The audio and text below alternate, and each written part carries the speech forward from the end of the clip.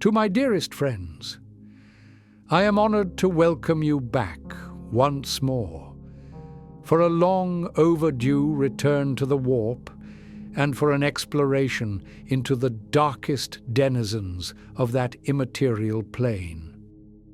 The sheer breadth of the cosmos is truly something magnificent to behold. Across the fathomless void, the lights of those billions of stars have illuminated countless worlds through the ages. And though true eons have passed, we know that there has been one constant through all of time. And that would be for mortals to hold an irrefutable propensity towards violence. This violence is often accompanied by rage and hatred, often so bloodthirsty that it eclipses all logical thought. But since our plane of reality is inherently linked with the psychic dimension of the warp, all of those emotional energies have gradually been reflected, and in ages past, those individual motes of hatred manifested into the greatest of chaos gods, Khorne.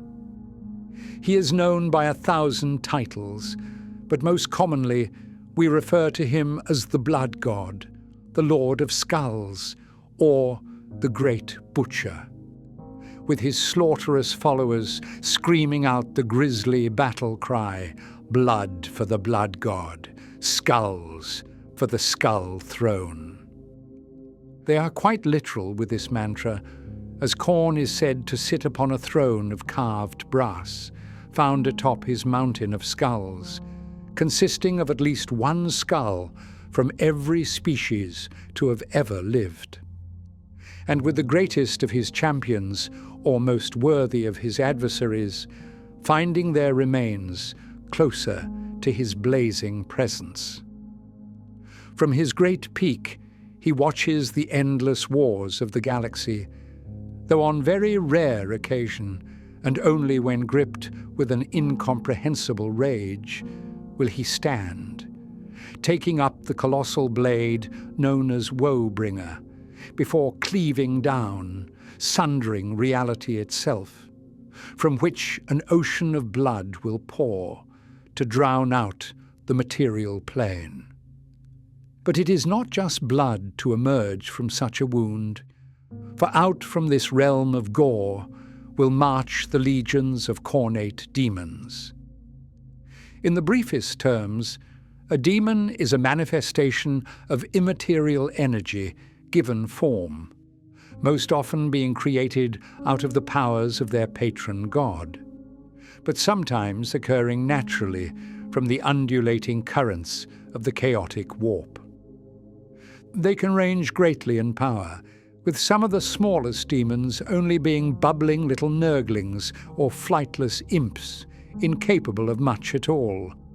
But the largest will be minor reflections of the gods themselves, harnessing the very essence of their power as they lead the demonic incursions to spread chaos through the mortal realms.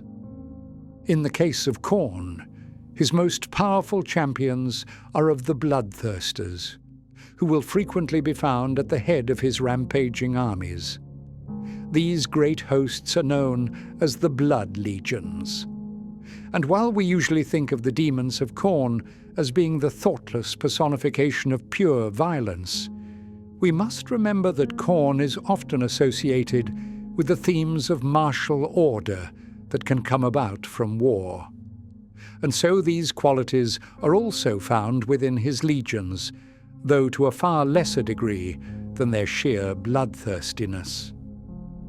As such, when compared to the armies of the other gods, the Blood Legions seem to follow a strict hierarchy, which appears to be based upon the strength, ferocity, and power of the individual demon.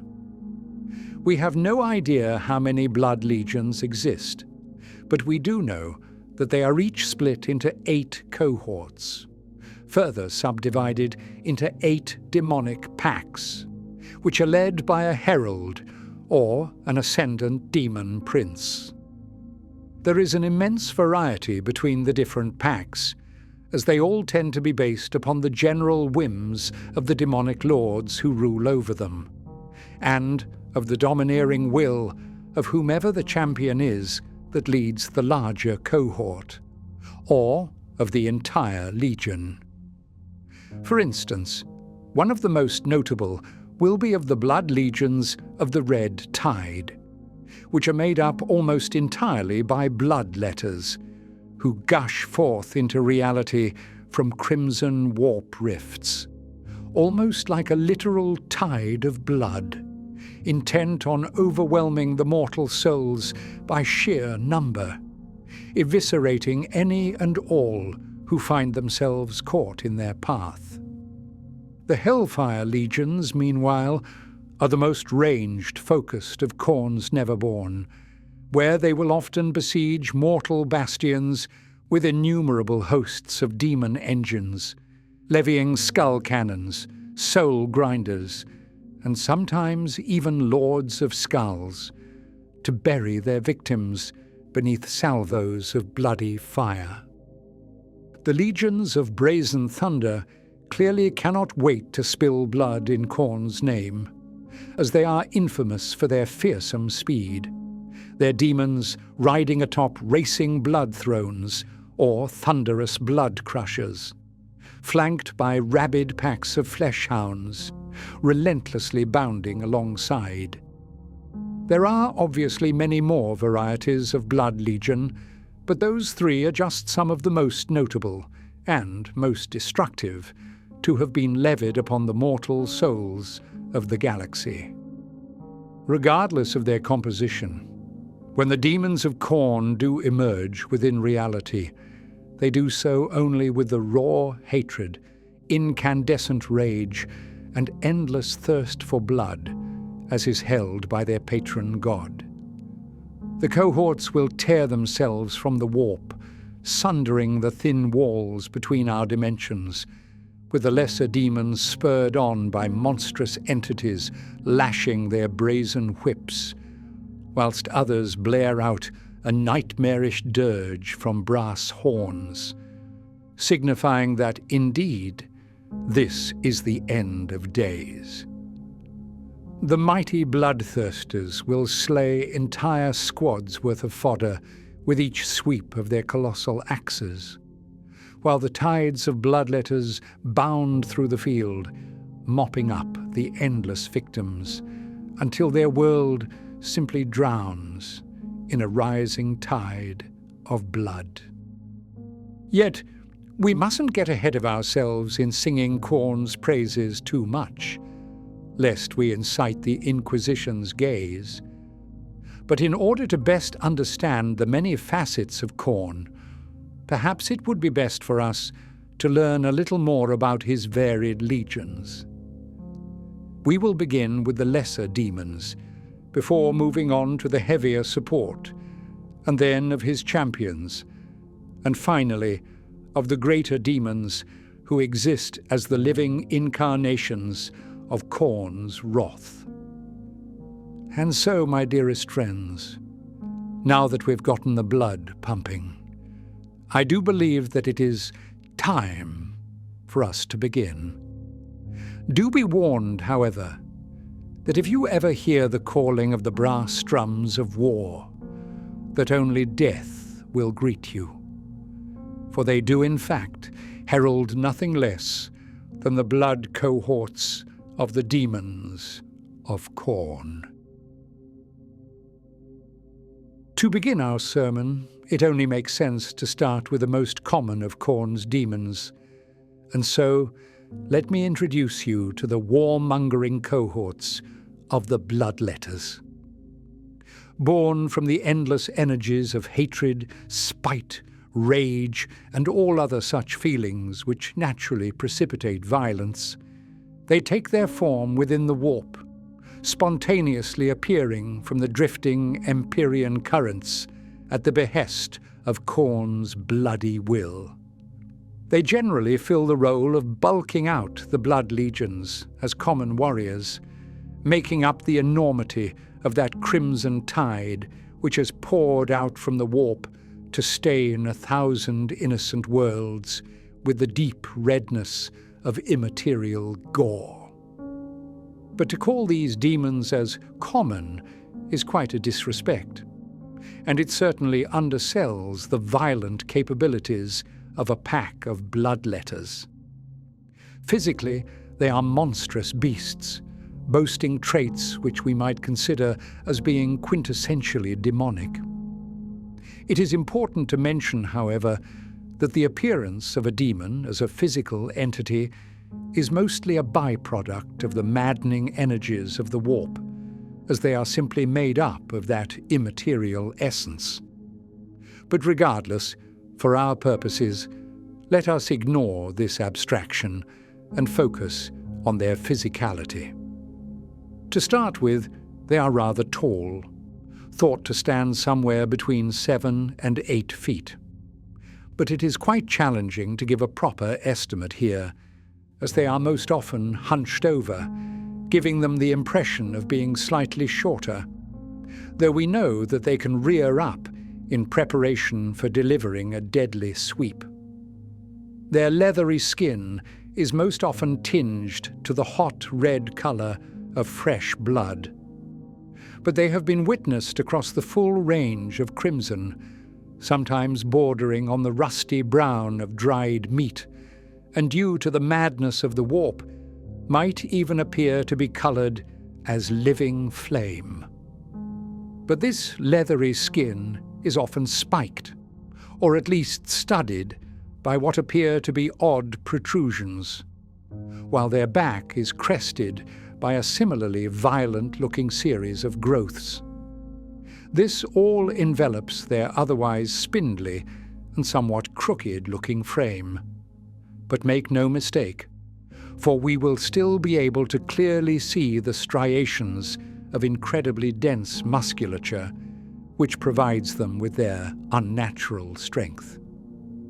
It can be quite unnerving to see a rabidly bounding bloodletter sprinting towards you, not only because it is a demon, but also because their legs are curiously bent, almost as though they were digitigrades, though the important fact is that this provides them with a terrifyingly explosive speed when they do decide to sprint. Atop all this is the merciless face of a demon born out of hate. Their 2 eyes of burning coal sit atop a pointed and horned head, split by its snarled and fanged maw, within which lashes a forked tongue, often seen tasting the air as the beast lusts after hot blood. Their horns sometimes end in brass tips, and while they don't usually wear armour, it is not unheard of to see chosen bloodletters graced with spiked vambraces or cornate symbols etched onto immaterial metal, though those are usually reserved only for the champions. This really doesn't need mentioning, but the violent bloodlust of the bloodletters is truly astonishing.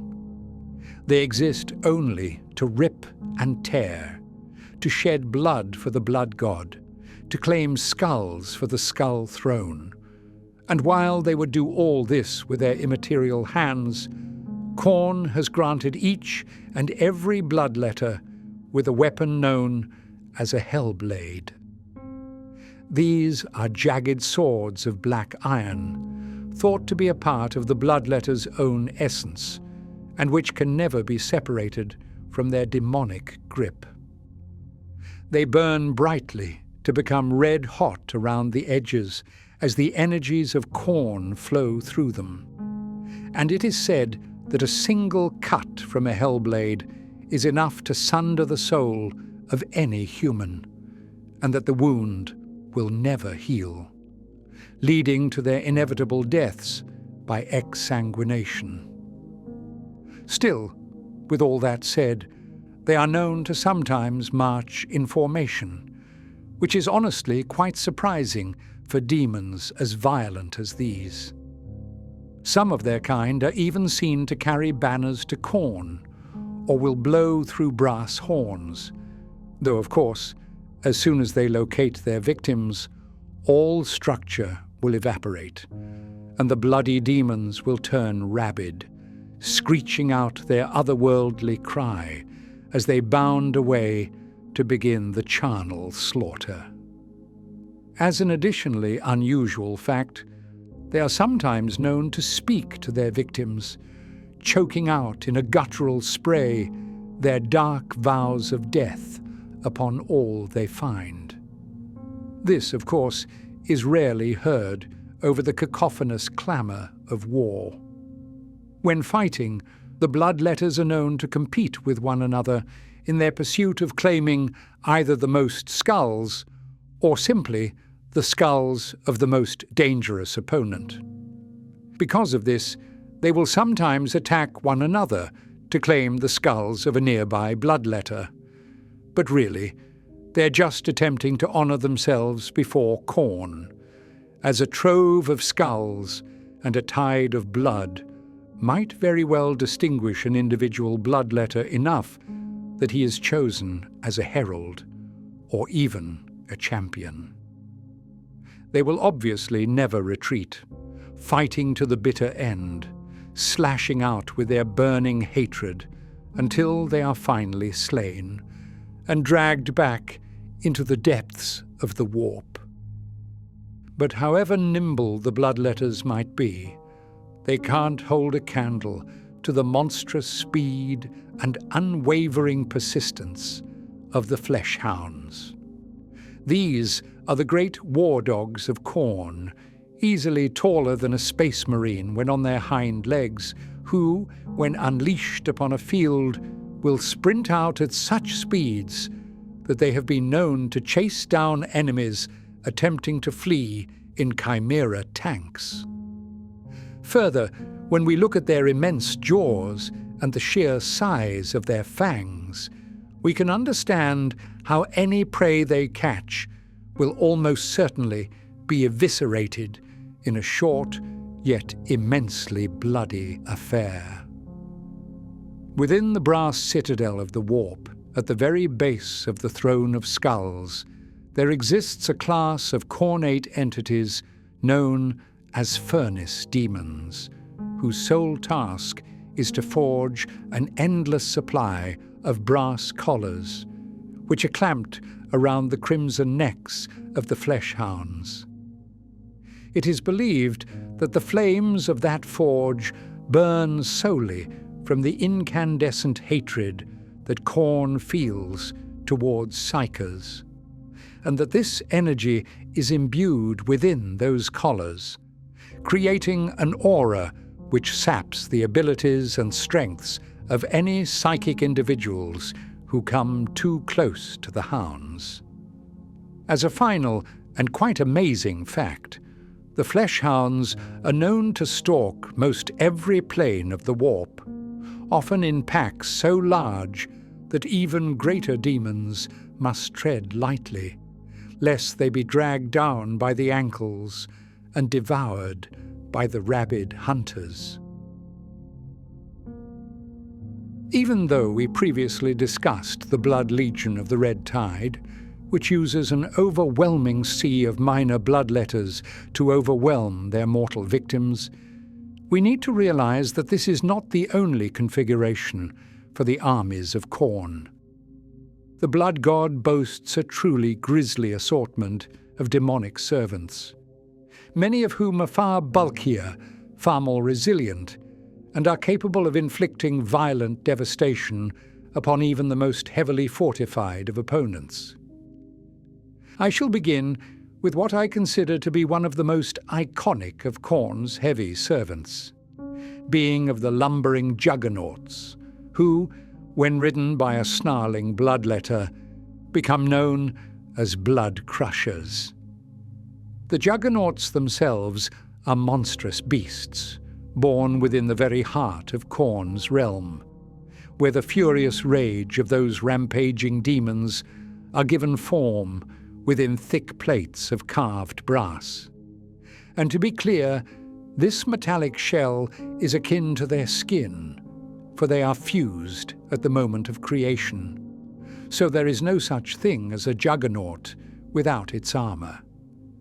In any event, beneath, dense sinews of iron are pulled taut, while their long veins carry naught but burning flame, which often seeps through their shell, giving them the appearance of being wreathed in demonic fire.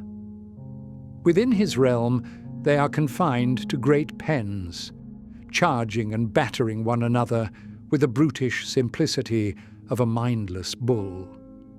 They will crush any foolish being to approach them.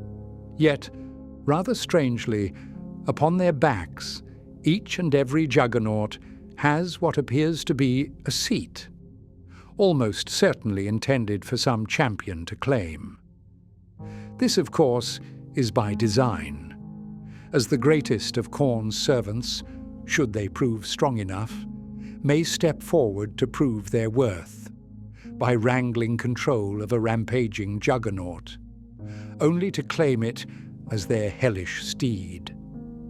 When a bloodletter achieves this, they become known as a blood crusher, groups of whom will then form into small units of demonic knights, certainly formidable enough to obliterate an unsuspecting enemy flank, and, rather impressively, when amassed in the brazen thunder legions, they have even been known to trample tank companies, or bring low mighty imperial knights. Sometimes, however, death must be levied from afar, which is where we find the war machines of the skull cannons. According to some esoteric inquisitors from the Ordo Malleus, it is believed that Khorne may forge these artillery pieces by hand, though of course there would be absolutely no way of proving this as true. Regardless, they are siege engines, consisting of what appears to be a grotesquely enslaved and malformed demon, hauling a large cannon atop its armoured back, which is then operated by a pair of gnashing bloodletters. With that said, the entrapped demon is actually the one in control, being so focused on its murderous desires that it can exert its will over the lesser bloodletters, grinding along to wherever it likes, to unleash death at its own whim.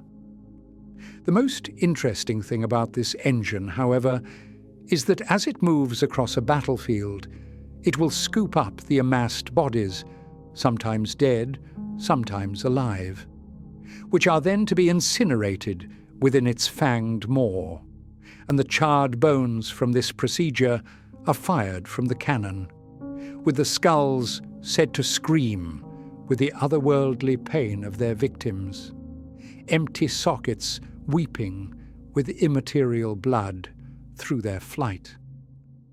The Khornate legions often utilize soul grinders in their armies, standing as yet another disgustingly monstrous fusion of a demonic entity and warp-forged steel. Scuttling along on their enormous legs, they may rip and tear through any bastion wall, belching out warp fire from their blazing maw, before cleaving down with their burning swords with all the fury of the blood god. On this topic of demon engines, I will mention that there are plenty of Khornate machines which, while effective, are not often found in the demonic legions, and are typically reserved for the war bands of the Chaos Space Marines, who have claimed them from the hell forges of the Dark Mechanicus. This would include such things as the vicious blood slaughterers, the super-heavy brass scorpions, and even the nightmarish demi-titans known as the Lords of Skulls, who are formed by binding the essence of a bloodthirster within those monstrous engines. The reason we do not see these units as frequently in a pure blood legion is that the demonic armies are made up entirely from entities born within the realm of Khorne, or are at least temporarily loyal, as is the case with the soul grinders. Whereas the demon engines I previously listed are generally born from the ambitions of powerful warpsmiths, who probably seek to one day assert their might over the warp itself. Thus, there would be some friction over where one's true loyalties lie, and the true Khornate demons might just fall upon the engine forged by mortal hands, and tear it asunder, only to devour the enslaved entity within. Structurally, I mentioned in our first chapter how the blood legions are divided into 8 cohorts, each subdivided into 8 demonic packs, which are led by a commanding figure, such as a herald or perhaps a demon prince. Such individuals are champions to Khorne, who have consistently proven their might through the fathomless eons, and were thusly graced with the honor of leading in his bloody name.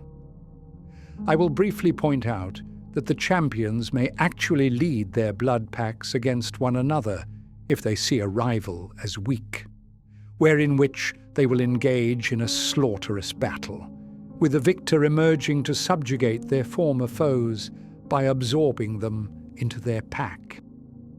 This is also how one may ascend from pack leader to ruler of a cohort, and finally, if strong enough, to the demonic lord of an entire blood legion.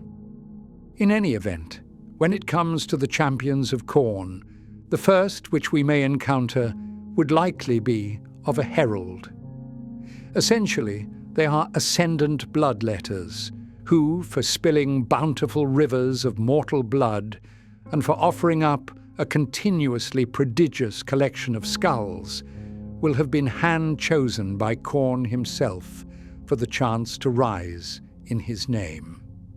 But gifts are not so graciously given, and so those selected will be pitted against one another in the skull pit of the brass citadel, where they will engage in a form of hellish tournament, possibly fighting one another, or perhaps wave after wave of rabid combatants to put down. Regardless, this will go on until only one prospective champion remains, who will then be imbued with the energies and powers of his fallen competitors, engorging his Empyrean form with the violent strength of Khorne, whilst his hellblade burns incomparably hotter, now to be known as his blade of blood. They will then be graced with a title, dependent on their habits in slaughter. So, for instance, a Skullmaster will be a herald who relishes in the frenzy of charging headfirst atop a juggernaut, crushing bones and corpses beneath their brazen rampage. Whereas the Bloodmasters are the most infamous of Khorne's bladesmen, carving deep paths of blood through countless foes with every swing of their blade. Being tasked with bringing Khorne's bloody rage to the material plane, they are naturally expected to lead his demonic packs, but will almost always be subservient to the Bloodthirsters and other such mighty champions found above. Some heralds will choose to ride atop armoured demon engines, named as blood thrones, which are living chariots of unholy metal, infused with the essence of an enslaved and rabid spirit. Legends say the thrones are designed to resemble Khorne's own mighty seat, and that each one is forged around a brass core, carved from a small chipping of the blood god's mighty throne. Naturally, it is a tremendous honor to be graced with such a gift, and typically only the heralds known as Rendmasters are powerful enough to seize the reins of that mobile beast, and to take their place at the head of a great host. Interestingly, the demonic engine will feast upon the mutilated carcasses of those slain by the Rend Master, with the remains and souls of the weak to be incinerated. But for the strong, their skulls will be preserved and will grow through its brass frame, ever to remain as ghastly records of the herald's greatest victories. Of course, we cannot speak of heralds without mentioning the greatest of them all, the chosen executioner of Khorne, the one known as Skull-Taker. This demonic champion, whose true name is thought to be Ujul, wandered the realms of chaos for eons in his endless search for the greatest and most skilled of warriors to be found, all of whom would fall beneath his blade. He was selected to ascend as a herald after claiming 888 mortal skulls, a presumably simple test, for while in the arena he beheaded every other prospective herald, earning him the blazing recognition of Khorne, the title of Sacred Executioner, and the name of Skull-Taker. His weapon, known as the Slayer Sword, is likely the most powerful hellblade to have ever been wielded by a bloodletter, and in the hands of such a masterful duelist, it has violently ended the lives of a truly incomparable host of mortal champions. Fighting at Angron's side during the First War for Armageddon, he slew a quarter of the Grey Knight brother captains in single combat. While upon the world of Agrippina VI, he duelled the war boss at the head of a colossal orc war for a full day and night, eventually beheading the greenskin before his cohort of blood swept out across the planet to slaughter every last survivor that could be found. Skull-Taker has always, and will always, seek out the greatest champions on a field, where he will challenge them to a duel with such a roar that the lesser demons of Khorne are to be enthralled in a bloodthirsty frenzy, pushing them towards greater acts of slaughter, while leaving the herald and his victim to their fates. The cowards who deny his challenge will be contemptuously cut down and abandoned, but this quick death is certainly preferable to that which comes when one bravely steps forth and accepts.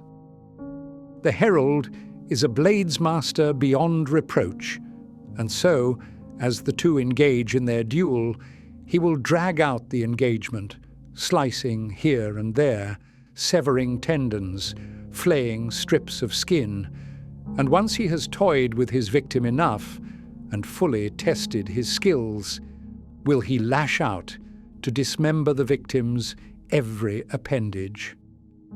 Limbless, helpless, and writhing in agony, the poor mortal will watch as Skull-Taker reaches down, picks them up by their head, then sets their remains aflame.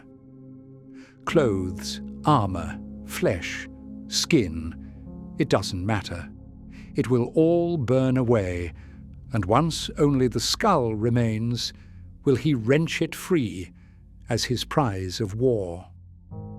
After every battle, Skull-Taker will return to the brass citadel to present Khorne with his macabre bounty.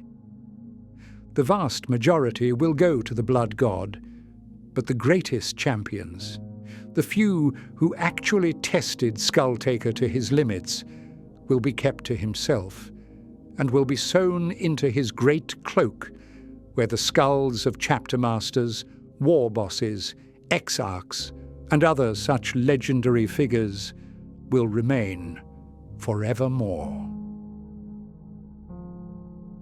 There is an argument to be made that since all demons are manifestations of their patron god's power, that we don't need to consider the weaker or lesser units, as the greater demons must, of course, be the purest of his servants. And though this is a reductionist take, in the case of Khorne, it does make some sense. as we are to now look upon the mightiest of his many demons, being of the infamous Bloodthirsters. I would wager that if I asked you to picture a Khornate demon, that you would instinctively imagine a bloodthirster, at which point the Inquisition would probably step forward and ask how you know what a bloodthirster is. But veiled threats aside, the Bloodthirsters are the greater demons of Khorne, and are thus the most powerful servants to the blood god, who are most often placed at the head of demonic cohorts, or are tasked to lead an entire blood legion on their paths of slaughter.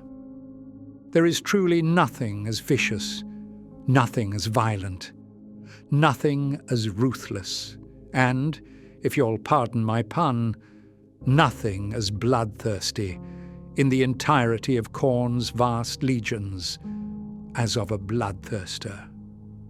They exude the raw essence of the blood god with every step, with their very presence enough to incite frenzied charges from warriors on both sides of a conflict, as a sudden and uncharacteristic bloodlust fills the soul, urging mortals towards acts of glorious carnage, and the demons towards feats of unfathomable savagery. Physically, they are behemoths, but no two are the same. As a bloodthirster grows more and more powerful, so too will his physical stature swell. And so, while a typical of their kind might stand around 10 meters in height, it is said that some of the largest are actually comparable, or even larger in scale, than of an imperial knight. As with most Khornate demons, their demonic skin is usually tinged to a deep and bloody red. But it must be said that some bloodthirsters are partially, or even entirely coated in a shaggy layer of dark fur. Regardless, they will wear segmented plates of brass and wrought iron armor, which have been branded with the 8 blessings of Khorne, nullifying the abilities of psychers, to whom the blood god holds a special disdain. Despite their colossal bulk, these muscular beasts are known to fly across a battlefield, lifted up by the beating of 2 great leathery wings, carrying them to wherever the fighting is thickest, and to where the blood runs its hottest. Like all Khornate demons, they could simply use their otherworldly strength and ferocity to batter and rend apart most mortals with their gnarled and taloned fists. Yet if they are to spill blood in his name, then they will need weapons to do so most effectively. They may equip a wide range of deadly armaments, all designed for melee, of course, and so we will find them utilizing great axes possessed by the captive spirit of defeated greater demons, gigantic swords of fire forged from the burning hatred of the war god himself, and barbed whips formed of bundled sinew and sharpened bone. Their primary tools are all mighty enough to cleave imperial tanks in twain. But if an enemy flees, then to avoid a chase, the bloodthirsters are known to lob throwing axes, or sometimes to just bellow out such a deafening scream that all mortals fall before them. Obviously, these are not as satisfying to the demon as of hacking their victim apart in a frenzy of rage, but it gets the job done, and it ensures that the blood of even the most nimble of opponents will be spilled in his name. 8 is a most holy number to Khorne, permeating every aspect of his realm, his spirit, and of his demonic legions. As such, it is unsurprising that there are 8 tiers of bloodthirster, growing more and more powerful as you move up to that octupled zenith. The inquisitorial lords of the Ordo Malleus may indeed understand the full criteria of these tiers, but our own records are thus far incomplete. We do know the most common and likely lowest tier would be of the Bloodthirsters of unfettered fury, who fulfill the typically violent role of a cornate lord of war, followed by those of insensate rage, who exist in a perpetual state of incoherently barbaric madness. And then to the wrath of Khorne Bloodthirsters, who soar through the upper clouds to hunt down the mightiest mortals, who see themselves as beyond the reproach of the Lord of Skulls. As an interesting point on the tiers from our records, it seems as though there is an additional tier above the suspected 8, being of the exalted Bloodthirsters. The reason I say this is because during the Blood Crusades, Skarbrand, himself an exalted Bloodthirster, led a vanguard which consisted of 8 other Bloodthirsters, one of each tier below him, thusly placing him above the regular system. Regardless, this might just be us getting caught in the minutiae of wording. And so, given that I just mentioned his name, let us refocus our efforts onto Skarbrand, who is perhaps the most infamous bloodthirster to ever exist. For an Empyrean age, Skarbrand stood as Khorne's favoured champion. None could compare to the sheer brutality of his violence, to his glorious paths of carnage across the mortal realms, nor to his blazing fury, and certainly not to the countless millions he dragged to the slaughter, nor to the quantity of systems he left lifeless in his wake. Yet, as with all things, the fickle hands of fate seem to have their own plans for Skarbrand.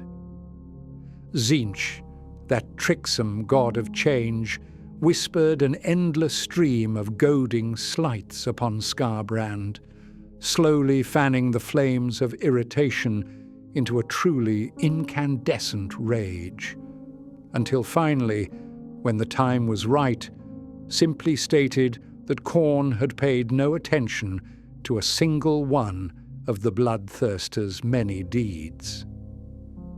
His blood aflame, Skarbrand erupted in a furious storm, taking up his axe before levying such a titanic strike against Khorne himself that it may very well have split the crust of an entire planet. Upon the blood god, however, it only cut the tiniest chip into his brass armour. Khorne turned, the full fury of the Lord of Blood bearing down upon this one pathetic betrayer, this insignificantly disgusting mote who thought he could raise arms against his god.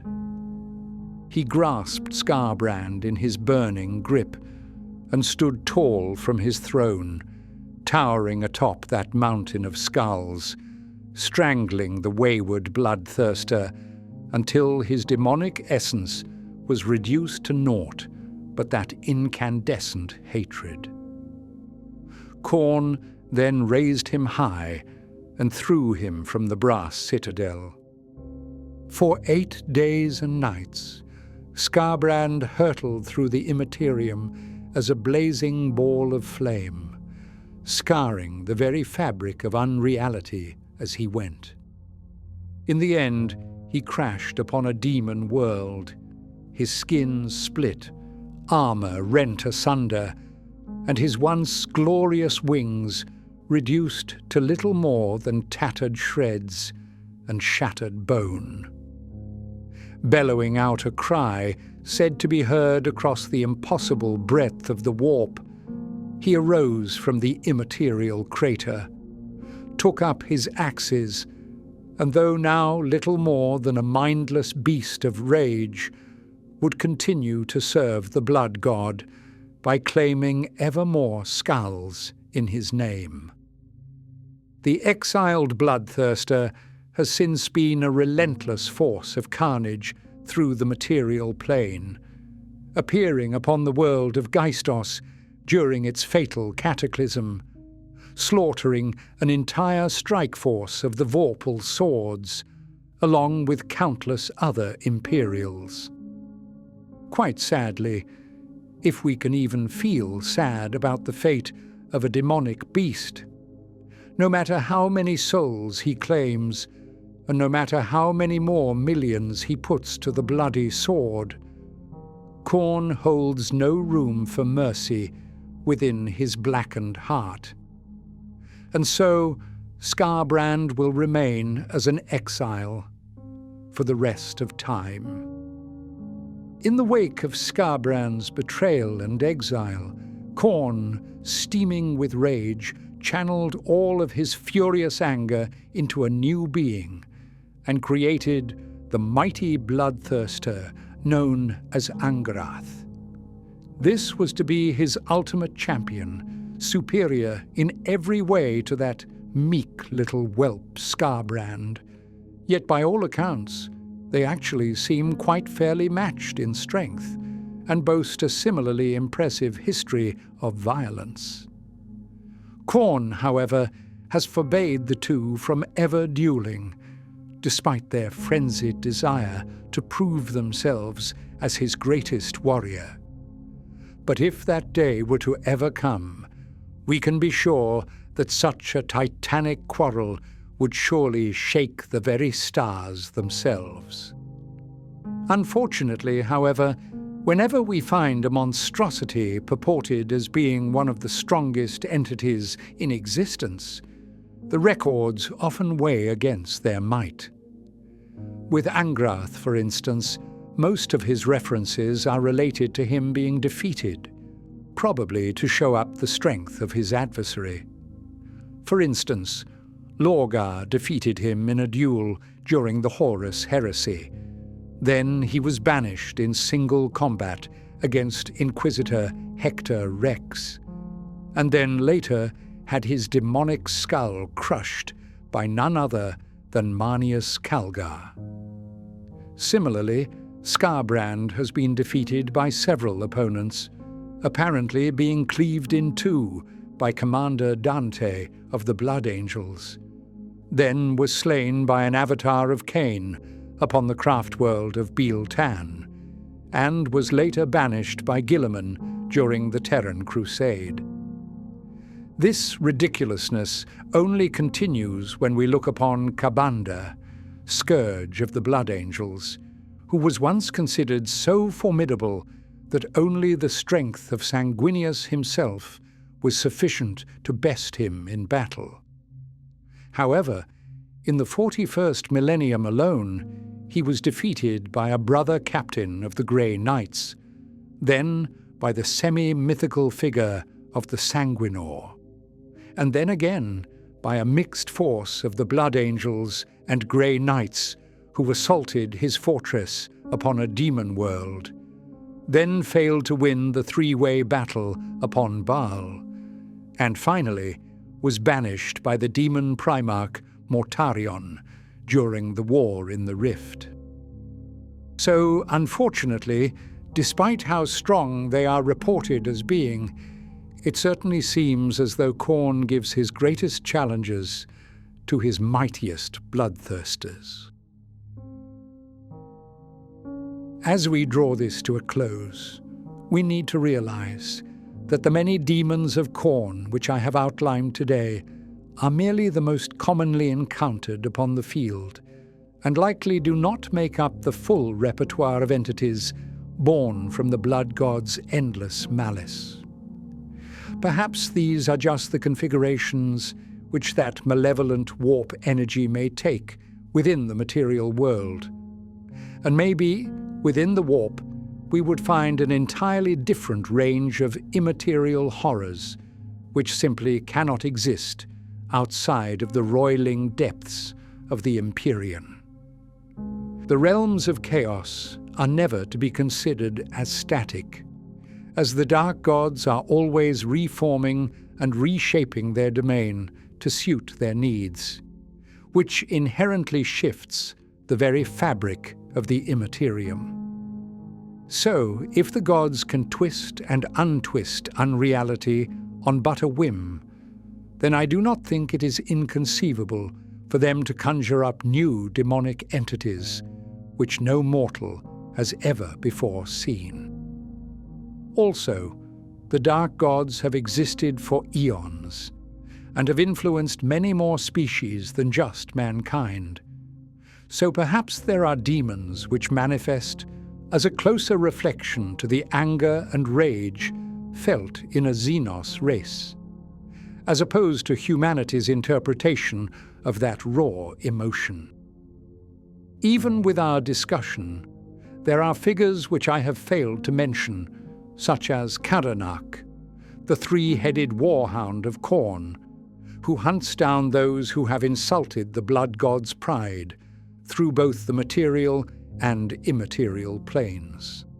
Then there are the demon princes, those chosen mortals who spilled so much blood in his name that Khorne saw fit to ascend them into immortal beings, and who now lead his cohorts, if they prove strong enough to assert their place amongst the Neverborn. But none of this really matters. Khorne cares not for categorizing his servants on anything but their strength, and their ability to enact ruthless carnage in his name. It matters not which demon slays a mortal, only that the mortal is butchered and rent asunder. It matters not whose blood is spilled, only that it flows in torrents and rivers to fill an endless ocean. And it matters not whose skull is taken, so long as in the end it is added atop the great mountain of his skull throne. But with this, my dearest friends, I do believe that we have now come to our end. Thank you all so much for listening to this sermon on the demons of Khorne in its entirety. And I do hope you enjoyed this explorative, if not bloody, affair. Still, this now once again marks the point to which I must depart. And so, before I leave you for another week, know that I greatly appreciate your time, and that until next time, I shall wish each and every one of you with a very warm goodbye.